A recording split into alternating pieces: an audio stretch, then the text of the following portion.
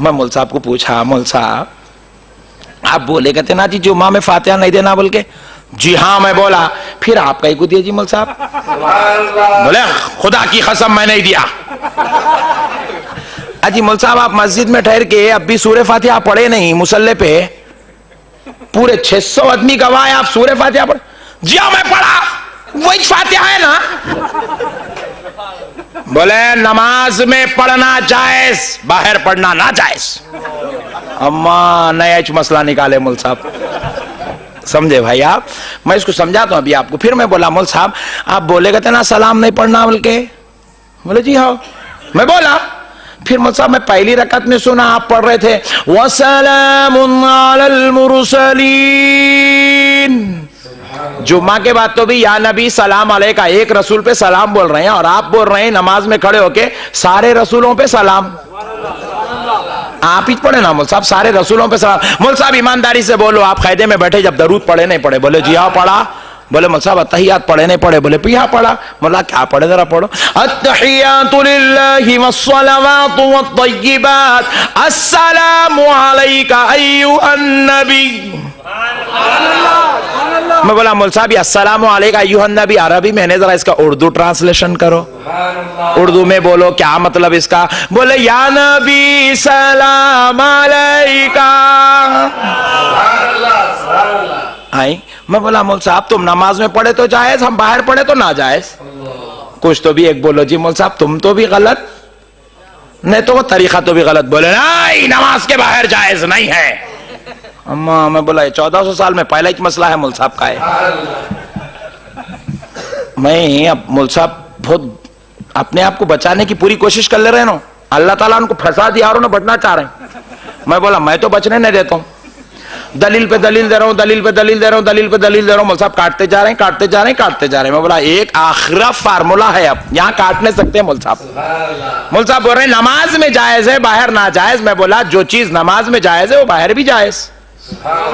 میری ضد تھی جو چیز نماز میں جائز ہے باہر ناجائز نہیں ہوتی وہ باہر بھی جائز ہے. مول صاحب بولے نہیں نماز میں جو جائز ہے وہ باہر جائز نہیں ہے. تو میرا مول صاحب وہ میں پرسوں گھر کو آیا تھا جی کھٹکا مارا اندر سے ایک آواز آئی نہیں ہے بول کے. کون ہے جی مول صاحب؟ ہمارے اہلیہ ہے. ارے آپ کے اہلیہ ہے؟ مول صاحب پرسوں میں باہر آپ جا رہے تھے دیکھا پیچھے کون کی بیٹھے تھے برقع پہن کر. ہماری اہلیہ ہے. ارے میں بولا مول صاحب گھر میں بھی اہلیہ ہے باہر بھی اہلیہ رہتے. یہ 5 کروڑ کی ہے. ہنس کے سن لو مگر ذہن میں رکھو. بہت بڑی بات بتا رہا ہوں آپ کو ذہن میں رکھو نوجوانوں. میں آج بزرگوں سے نہیں نوجوانوں سے خطاب کر رہا ہوں. یہ بزرگاں بیٹھے ہیں ان کی کرم نوازی ہے آپ بھی سن لیں مگر میری خطاب اصل یہ نوجوان ہے. میں پوچھا مول صاحب ان لوگ گھر میں بھی اہلیہ رہے تو باہر بھی اہلیہ رہتے؟ بولے جی ہاں. اچھا نہیں میں سمجھا باہر نکلو بدل جاتے کیا ہے کی رشتہ چینج ہوتا کیا سمجھا میں. بولے نہیں گھر میں بھی اہلیہ ہے باہر بھی اہلیہ. مول صاحب پرسوں بازار میں بھی دکھے تھے آپ لوگ دونوں. بولے جی ہاں وہ بھی اہلیہ ہے. انہوں چھے باہر بازار کو گئے تو بھی انہوں جائز ہی چھے. مول صاحب اگر آپ خدا نہ خواستہ سعودی سے فنڈ آئے لانے وہاں گئے انہوں یہاں رہے تو دونوں شوہر بیوی رہتے؟ جی ہاں. میں بولا نہیں بدلتے؟ تو بولے مول صاحب آپ کے اہلیہ ہی رہتے ہیں؟ بولا جی ہاں میری اہلیہ ہی رہتے ہیں. اچھا مول صاحب پھر تمہارے اہلیہ گھر میں بھی اہلیہ چھے باہر بھی اہلیہ چھے بازار میں بھی اہلیہ چھے تم سعودی گئے تو بھی اہلیہ چھے. پھر انہیں نماز میں فاتحہ جائز باہر نہ جائز کہیں کو ہو گئی مول صاحب. تو جب انہیں نماز میں جائز ہے تو باہر بھی جائز دکان میں بھی جائز قبرستان میں بھی جائز درگاہ میں بھی جائز ہر جگہ جائز ہے میرے بھائی. پرویز بھائی ہمارے بول دیے فاتحہ دینا ناجائز ہے تو پرویز بھائی کس کو ناجائز بول رہے ہیں ذرا سوچو. قرآن پڑھنے کو ناجائز بول رہے ہیں نہیں. اور اگر مثال کے طور پہ انہوں قرآن پڑھنے کو ناجائز بولے تو پھر میں ذرا سوچتا ہوں اسلام میں رہ سکتے؟ اللہ اکبر. میں اگر بول دیا سلام پڑھنا ناجائز، میں بول رہا ہوں تو سلام کس کو بول رہے ہیں؟ قرآن شریف میں حکم ہے یہ میرے نبی پر سلام پڑھو، نماز میں اللہ بٹھا کے سلام پڑھوا رہا۔ اچھا پھر اور ایک خدا کی شان اللہ کو معلوم تھا اللہ سلام پڑھنے روئیں گے تو اللہ تعالیٰ کیا کرے معلوم؟ امام صاحب کو بولے پوری نماز میں کیا کرنا ہے کرو مول صاحب، سلام نماز ختم کرنا ہے، السلام علیکم ورحمت اللہ، السلام علیکم ورحمت اللہ۔ امام صاحب بیٹھے، آپ پوچھو تصور کرنا ہے یہاں فرشتہ ہے اس کا تصور، میں اس کو سلام بھیج رہا ہوں، اے اللہ میری سیدھی جانب جتنے مصلیاں ہیں سب کو سلام، اے اللہ میری ادھر بائیں جانب جتنے لوگ ہیں سب کو سلام۔ میں پوچھا اسٹار کنیکشن والا بھی ہے کی ضرورت نہیں ہے میرے بھائی، یہ چیز تو سرکار تک غلامی پہنچانے کی چیز ہے۔ ایک صاحب میرے سامنے بول دیا نعوذ باللہ فاتحہ حرام ہے، میں بولا کلمہ پڑھ تو کافر ہو گیا، کیونکہ فاتحہ میں اللہ کا کلام پڑھ رہے ہیں، الحمدللہ رب العالمین قل هو اللہ احد، ارے اللہ کا کلام پڑھنا حرام کیسا ہو سکتا؟ نعوذ باللہ۔ ارے فاتحہ میں قرآن پڑھ رہے ہیں، قرآن پڑھنا ناجائز کیسا ہو سکتا؟ فاتحہ میں اللہ کا کلام پڑھ رہے ہیں، اللہ کا کلام پڑھنا بدعت کیسے ہو سکتا؟ میرے پیارے بھائی بڑے تعجب کی بات ہے، عجیب و غریب لوگ ہیں۔ بہرحال اللہ تعالیٰ ہدایت دے، توفیق دے، اللہ ان کو بھی ہماری مجلسوں میں بیٹھ کے ہماری باتوں کو سننے کی، سیکھنے کی، سمجھنے کی، کل صبح فجر سے فاتحہ دینے کی توفیق عطا فرمائے۔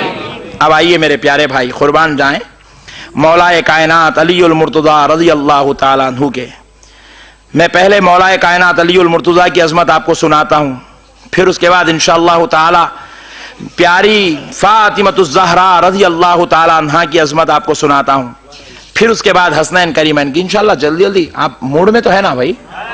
ہاں ماشاءاللہ، سبحان اللہ سبحان اللہ، اللہ آپ لوگوں کو جزائے خیر عطا فرمائے۔ ایک مرتبہ درود پاک پڑھ لیں، اللہم صلی علی سیدنا محمد وعلی آلہ وصحبہ افضل صلواتک وعدد معلوماتک وبارک وسلم، صلاۃ و سلام علیک یا رسول اللہ، صلاۃ و سلام علیک یا حبیب اللہ، صلی اللہ تعالی علیک وآلک واصحابک وسلم۔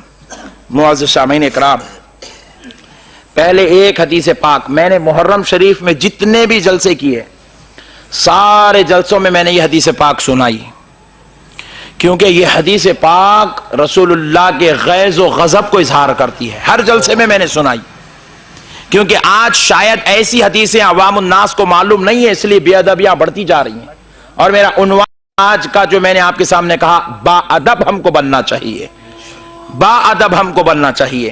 دیکھیے میرے پیارے بزرگوں اور دوستو، یہ حدیث پاک ہے بیہقی شریف کی، آپ یہ نہ کہیں مولانا نے کوئی اور حدیث سنا دی، کہیں کی سنا دی، بیہقی شریف کی حدیث ہے۔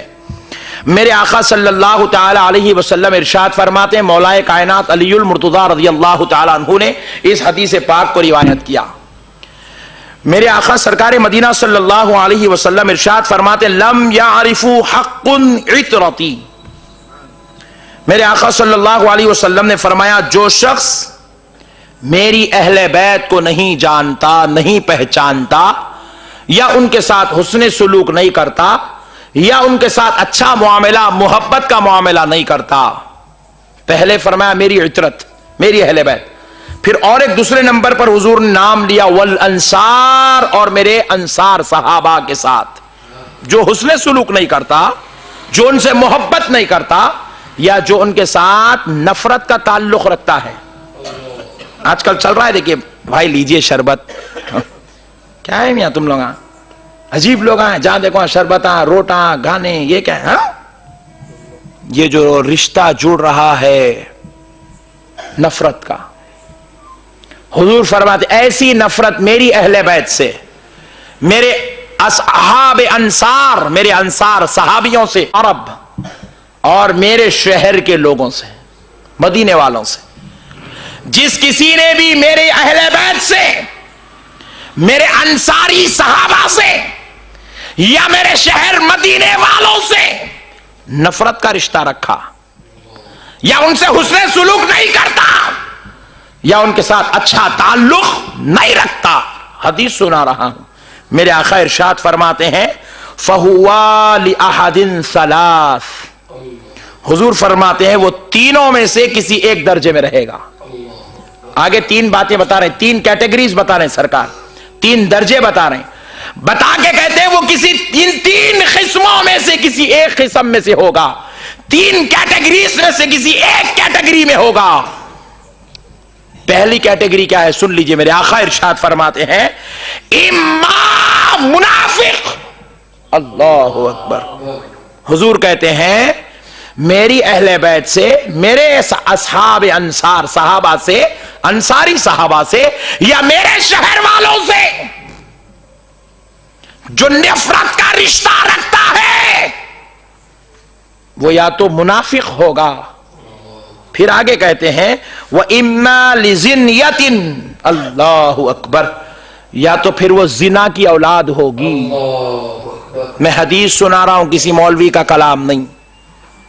میرے آقا ارشاد فرما رہے اہل بیت سے نفرت رکھنے والا وہ زنا کا بچہ ہوگا.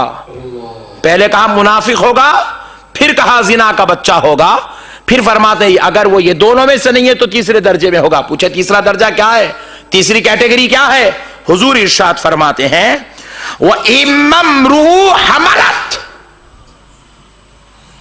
بِهِ أُمُّهُ لِغَيْرِ الطُّهْرِ. اس کی ماں نے حالت نفاس میں یا حیض میں صحبت کی ہوگی, تب جا کے یہ پیدا کی ہوا ہوگا. اللہ اکبر کبیرہ. سنو میرے بھائی, اہل بیت سے نفرت کرنا اتنی بدبختی ہے. فاتحہ سلام پر جھگڑا کرنا اور پھر اہل بیت سے نفرت پیش کرنا ہمارے برے ہونے کی نشانی ہے, یا ایسا جو کرتا ہے اس کے گندے ہونے کی نشانی ہے. اس کے لیے عیب کی علامت ہے, اس کی بدبختی ہے کہ وہ اہل بیت سے چڑھتا ہے.